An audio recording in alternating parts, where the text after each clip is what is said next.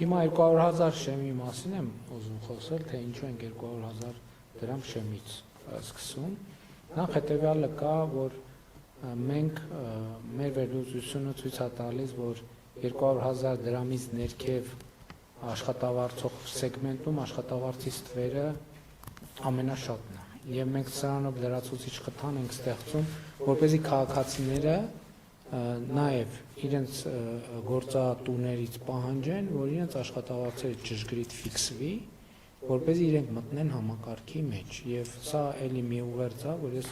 ուզում եմ անպայման մեր քաղաքացիները լսեն։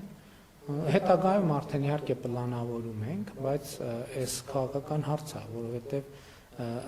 լրացուցիչ խթան պետք է տանք, որպեսզի աշխատավարձի ստվերային հատվածը կրճատվի եւ մարդիկ գան եւ այդ 200,000 շեմից ավել շեմում սկսեն աշխատել, որպեսզի համակարգից օգտվեն։